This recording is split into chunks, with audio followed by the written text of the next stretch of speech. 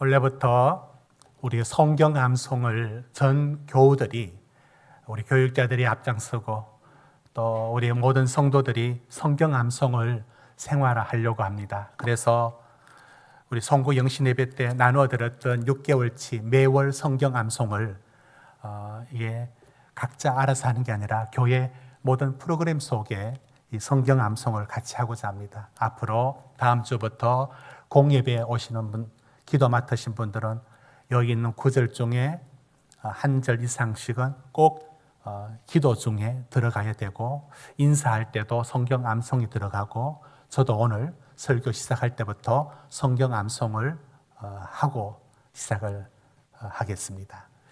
오늘 시편 1편 1절에서 6절인데요. 암송해 보겠습니다. 복 있는 사람은 악인의 길을 따르지 아니하며 죄인의 길에 서지 아니하며 오만한 자의 자리에 앉지 아니하고 오직 여호와 율법을 즐거워하여 그 율법을 주야로 묵상하는도다. 그는 시냇가에 심은 나무가 철을 따라 열매를 맺으며 그 잎사귀가 마르지 아니함 같으니 그가 하는 모든 일이 다 형통하리로다. 악인은 그렇지 아니하며 오직 바람에 나는 겨와 같도다. 그러므로 악인이 심판을 견디지 못하며 죄인이 의인의 모임에 들지 못하리로다. 무릇 의인의 길은 여호와께서 인정하시나 악인의 길은 망하리로다. 아멘. 1월달은 이렇게 아주 쉬워서 외웠는데 2월부터는 만만치가 않습니다. 그러나 도전해 보겠습니다. 여러분도 같이 하고, 이제 성경 암송이 좀 이따가 설명하겠지만 골든벨을 울려라가 매주 우리들 카페에서 이렇게 외웠던 암송을 누구든지 이번 주 외웠으면 저 골든벨을 울리고 암송을 하고 이렇게 하는 프로그램들을 소개를 하겠습니다.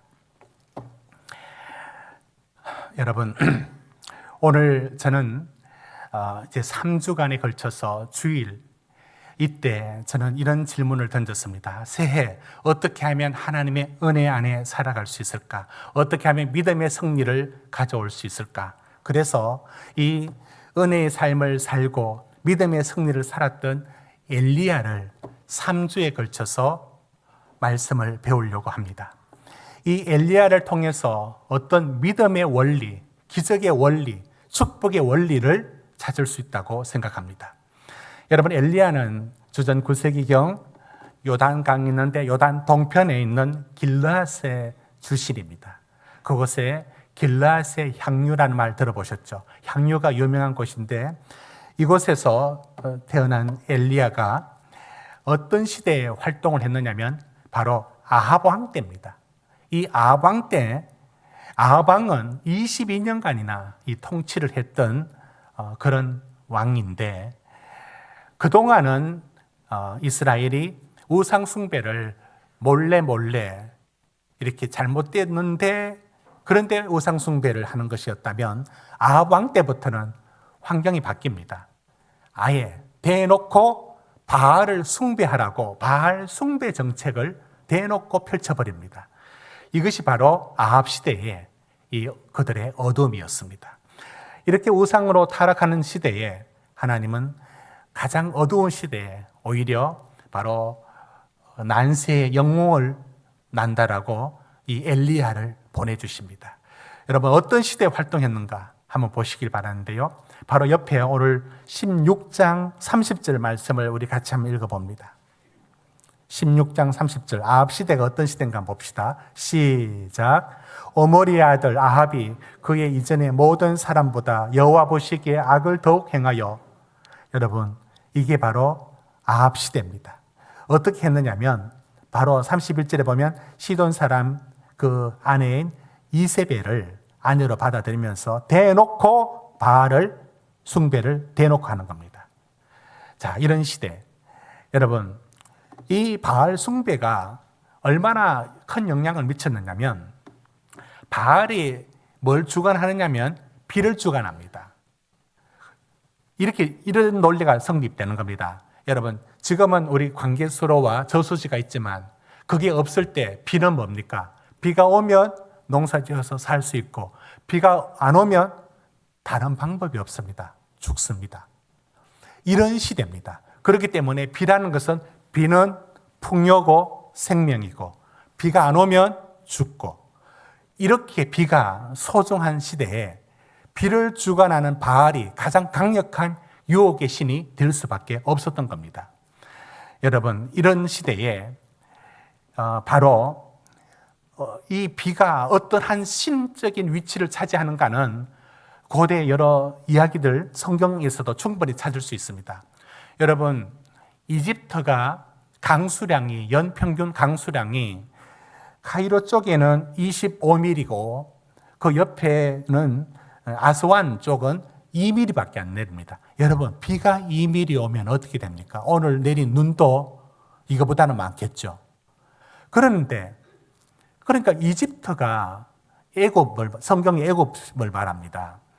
어떻게 그렇게 풍요로운 삶을 가능했습니까? 비가 안 내리는데, 농사를 못 짓는데. 그건 나일강 때문입니다.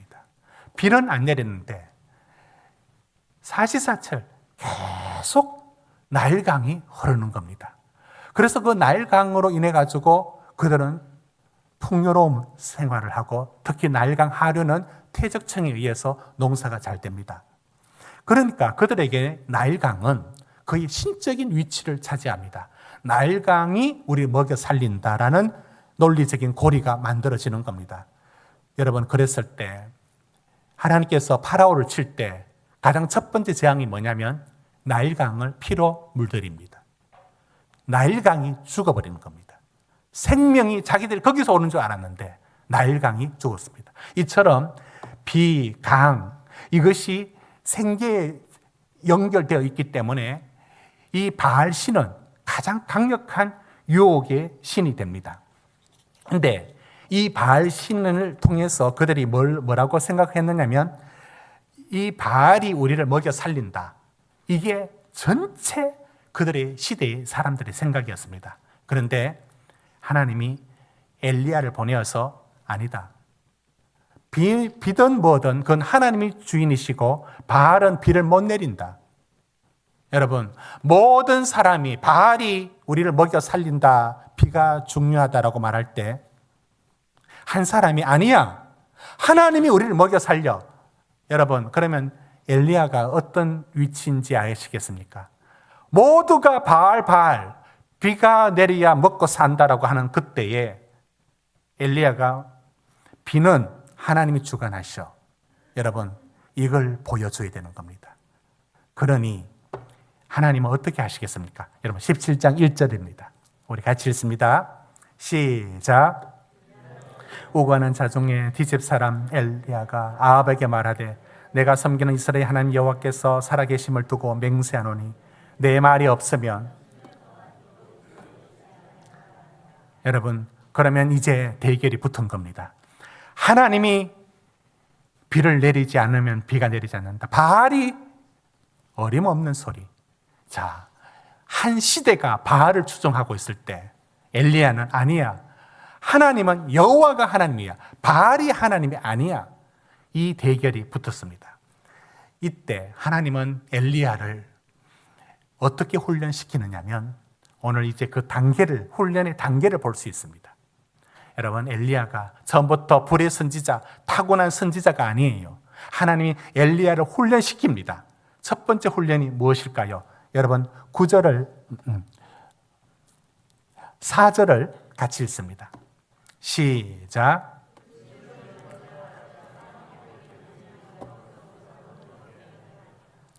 까마귀를 통해서 먹입니다. 여러분, 비가 내리지 않았습니다. 길게 3년 6개월 동안 비가 안 내립니다. 자, 비가 내려서 아무것도 먹을 게 없습니다. 여러분, 우리는 요즘 비가 안 오면은 뭐 어때? 라고 하지만 이들에게 비가 내리지 아니했다는 말은 정말 먹을 게 없는 겁니다. 아무것도 먹을 게 없습니다. 그러니까 저는 안 겪었지만 보리고개를 상상하시면 되고, 아니면 현재는 기후변동으로 북한이 흉년되면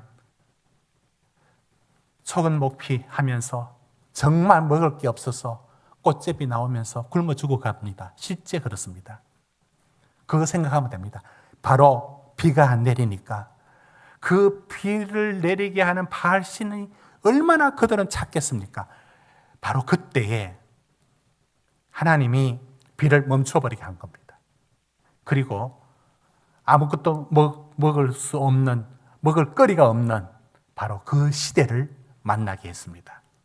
선지자도 이 고통의 현실을 그대로 예외시켜주지 않습니다. 다 당합니다. 그러나 하나님이 이때 무슨 훈련을 시키느냐면 먹고 사는 거 하나님이 먹이신다. 까마귀를 통해서 먹여줍니다. 5절 보십시오. 그래서 거리 시냇가에 머물면서 그 바짝 마르러가는 거리 시냇가에 남은 물을 먹으면서 저녁에도 아침에도 떡과 고기를 까마귀를 통해서 먹여주십니다. 여러분, 이게 엘리야가 받는 훈련입니다. 여러분, 하나님은 첫째 우리 삶에 있어서 훈련시키는 게 뭐냐면 이렇게 살고 있는 것이 하나님이 먹이시고 하나님이 공급하신다는 훈련을 시켜줍니다. 이런 과목은요, 이스라엘 백성이 출애굽에서 광야에서 38년을 뱅글뱅글 돌 때 여러분 농사 지어서 살겠습니까? 소, 양 데리고 오는 그 유목해서 살겠습니까? 그럴 수가 없습니다. 뭐로 사느냐? 만나를 먹고 40년 삽니다. 그 만나를 왜 주시는지 아십니까? 하나님이 무슨 훈련을 시키느냐면 먹고 사는 거, 그거 하나님의 손에 달렸다는 걸 훈련시킵니다. 그래서 신명기 8장은 이런 목적을 이렇게 설명합니다. 말씀 띄워주십시오. 왜 만나를 주셨느냐? 너를 낮추고 너에게 믿음을 훈련시키기 위한 것이다. 그게 진짜 복이 된다. 그런데 사람이 어떠냐? 17절. 자기가 좀 일하면, 자기가 좀 벌면 내 능력과 내 손의 힘으로 나 벌어서 살고 있다고 말합니다. 이게 인간입니다. 여러분, 하나님은 끊임없이 우리에게 훈련시키십니다. 저런 자만과 교만에 못 빠지도록. 18절. 아니다. 네가 수고해도 그 얻은 거, 그것조차도 하나님이 주신 능력이 재물 얻게 해주셨기 때문에 얻어진 것이다. 하나님이 먹이시고 살리신다는 것을 가르쳐주고 있는 것입니다. 여러분은 믿고 있습니까? 하나님이 우리를 살려주시고 살게 하신다는 것을. 그게 내 손과 내 능력에 달린 거로 보고 있습니까?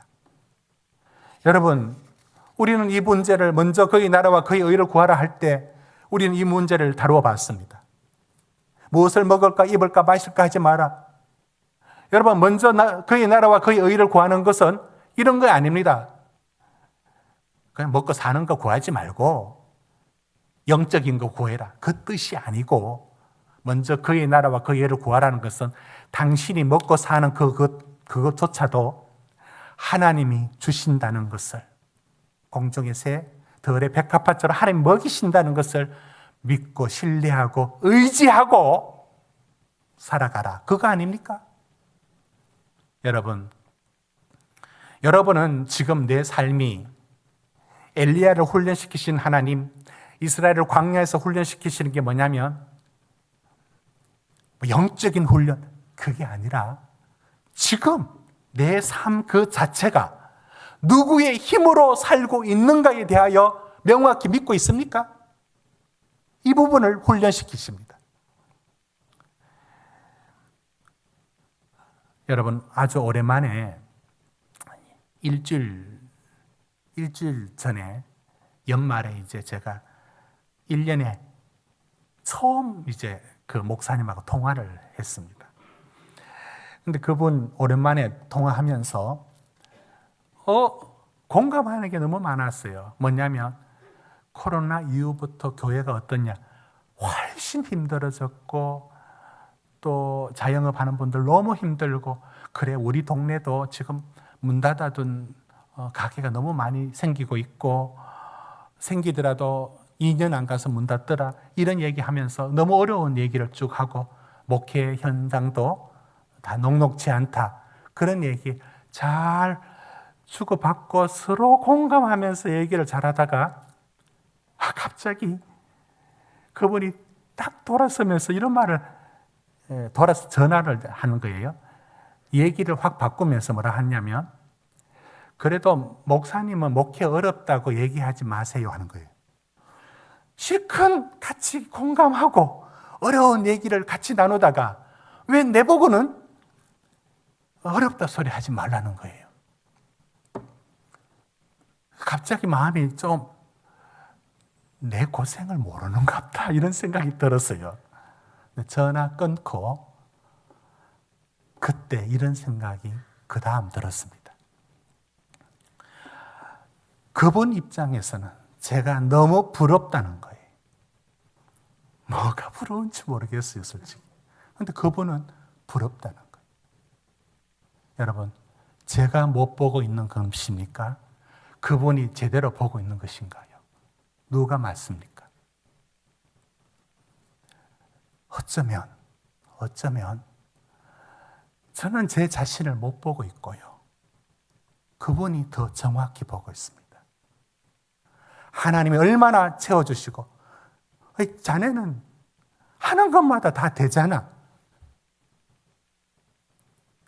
저는 그런 느낌이 없는데 왜 지켜보는 사람은 그렇게 보이는지. 여러분, 하나님이 먹이시고 하나님이 채워주시고 하나님이 일하시는 것 왜 우리는 이렇게도 감각이 없을까요? 그러나 그 친구의 말이 맞지 않을까요? 그 목사님 말이 맞는 거 아닐까요? 여러분도 저와 다를 바 없습니다. 여러분, 하나님이 우리를 먹이시고 우리를 살리시고 우리를 인도하시는 줄로 믿습니다.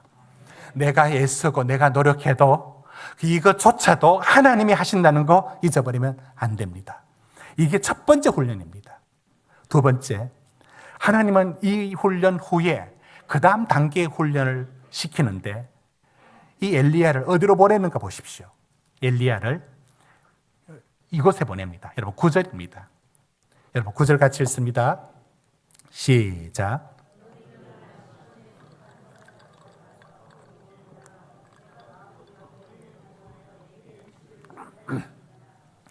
어디 보내느냐면 시돈에 있는 사르밧을 보냅니다. 여러분, 이 시돈 어디 좀 익숙하지 않습니까? 예. 우리 처음에 시작할 때 6장 31절 한번 보십시오. 이 시돈이 어디냐면 바로 우상 숭배의 본거지 이세벨의 고향, 바로 그게 시돈입니다. 31절에 나와 있습니다. 16장 31절에.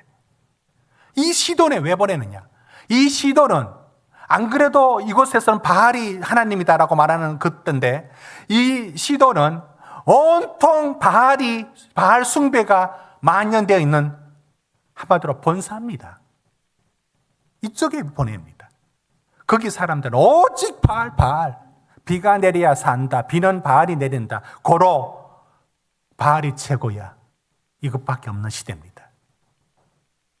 바로 그곳에 보내는데 하나님이 이렇게 말씀합니다. 그곳에서 한 과부를 통해서 내게 음식을 주겠다는 겁니다. 엘리야가 내려갑니다. 10절 보십시오. 그런데 내려가서 누구에게 하나님 그 엘리야를 공개하도록 맡겨주시는가 딱 보니까 부자인 줄 알았겠죠? 전혀 아니에요.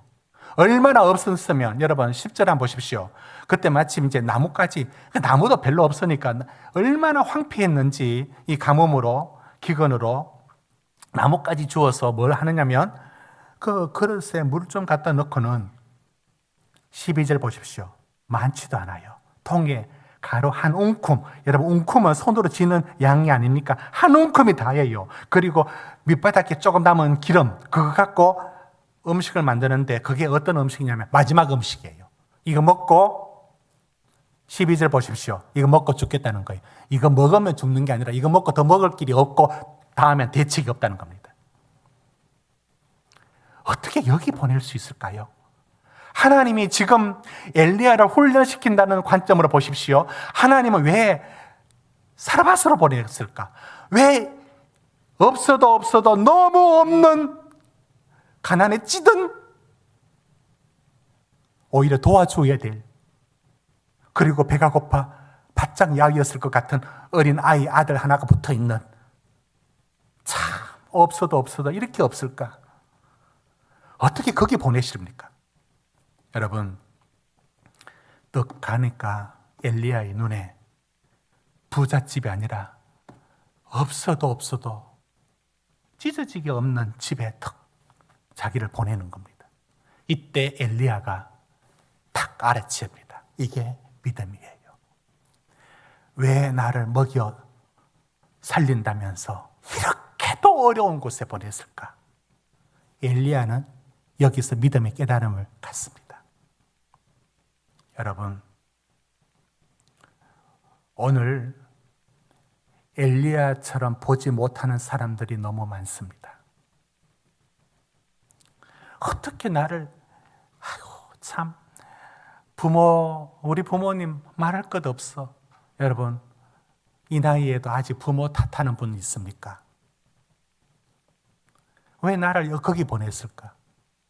나는 왜 건강이 이 모양이야? 나 왜 타고난 게 이래? 경제적인 어려움을 겪고 있는 분들은 왜 내가 여기 왔을까?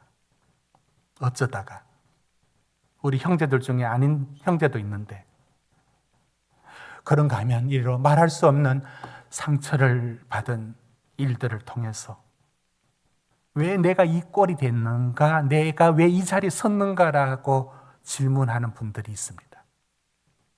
여러분, 엘리야가 이렇게 했습니까? 하나님, 나를 어떻게 이렇게도 가난한 과부 집에 보내가지고 내가 도와주란 말입니까? 이렇게 원망하지 않고 이렇게도 어려운 집에 보낸 이유는 뭔가 있다는 거예요. 뭐가 있다는 것을 엘리야가 뭔가 느낍니다. 뭔가 하나님이 일하실 것을 기대합니다. 여러분, 틀림없습니다.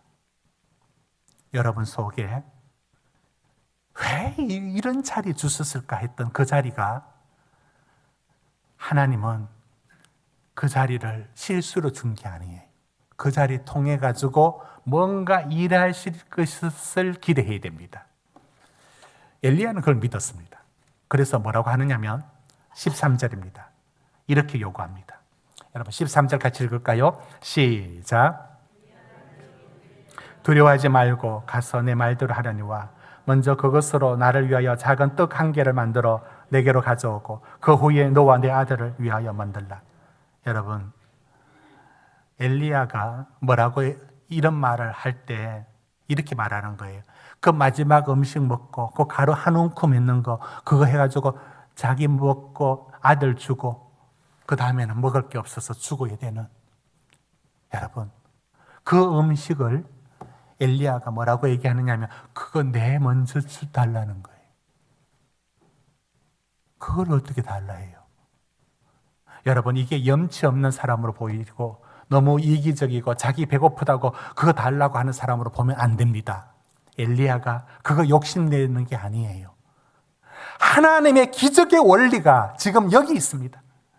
지금 하나님이 무슨 일을 할 것이라는 기적이 하늘에서 뚝 떨어지는 기적이 아니에요. 하나님은 이 기적의 불을 일으키려면 하나님이 이 여인에게 뭔가를 해야 됩니다. 지금 그것을 엘리야가 만들어가고 있습니다. 여러분, 그 떡을, 이 마지막 떡이에요. 이 떡을 자기는 안 먹고 주더라도 어떻게 그 하나 있는 아들 안 주고 낯선 사람 선지자라고 주고 아무도 못 먹고 한 움큼으로 만들어 놓은 거 남은 게 뭐가 있겠습니까? 이걸 어떻게 줄 수 있을까요? 15절 보십시오. 15절 보십시오. 그 여인이 그대로 합니다. 여러분, 이게 어떤 훈련일까요? 이게 어떤 훈련일까요? 하나님은 엘리야를 훈련시키고 엘리야를 훈련시키면서 그 여인에게서 하나님의 기적의 원리를 보여줍니다.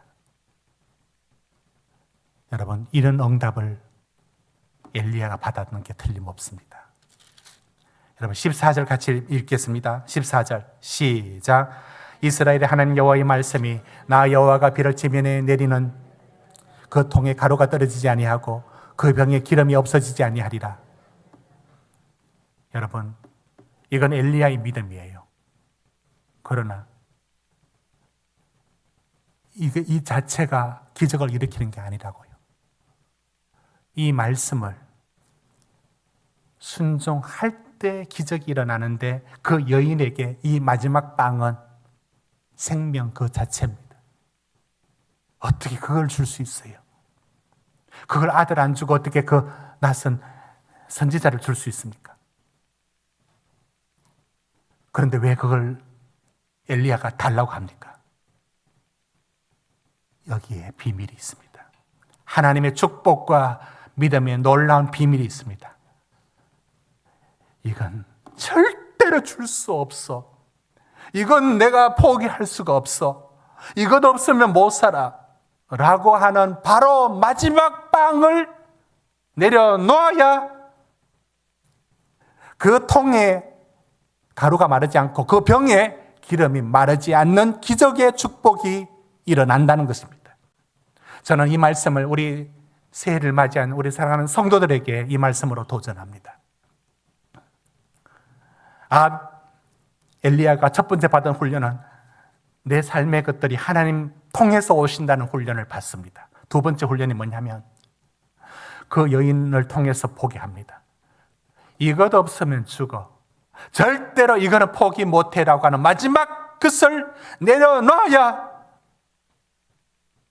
기적은 그냥 하나님 앞에 하나님이 기적이 남발하듯이 기적을 남발하는 게 아니라 그 믿음에 어떤 믿음이 마지막 빵을 내려놓는 그 사람에게 기적을 베푸신다는 거예요.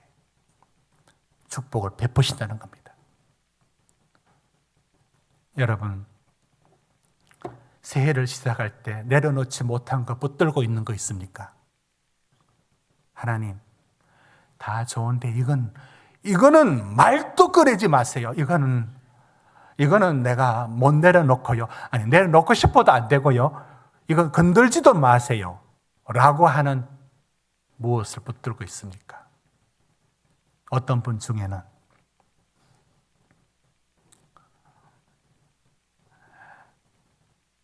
8년 동안 사별한 남편을 자기 입으로 한 번도 말을 못했대요. 한 번도. 협심증으로 돌아가신 그 자기 남편, 이 상처로 자기 인생을 어떻게 살아야 되나? 8년 동안 남편의 말 한마디도 못했대. 8년 지나면서 하나님이 내 남편이고 하나님이 내 아버지시고 나 이제 모든 거 하나님께 내려놓습니다. 그때부터 이 얘기를 하면서 자기 삶이 처음으로 고개를 들고 다시 시작을 했답니다. 여러분은 마지막 빵이 무엇입니까? 여러분, 야곱은 이런 상처가 있습니다. 가장 사랑하는 채색 옷을 입혀 키웠던 요셉을 잃어버렸습니다. 요셉이 애굽에 총리되어 있는지 그는 전혀 몰랐습니다. 죽은 줄 알았어요. 짐승에 물려 죽었다고 생각하고 있었습니다. 이게 야곱의 트라우마입니다. 야곱은 이 상처로 살고 있었습니다. 나는 절대로 다시는 이런 일을 안 겪을 거야. 이런 야곱에게 얘기가 어떻게 흘러가느냐 하면 그 팔려간 요셉이 동생 베냐민을 데려오라고 얘기합니다. 형들 보고. 형들이 야곱에게 말합니다.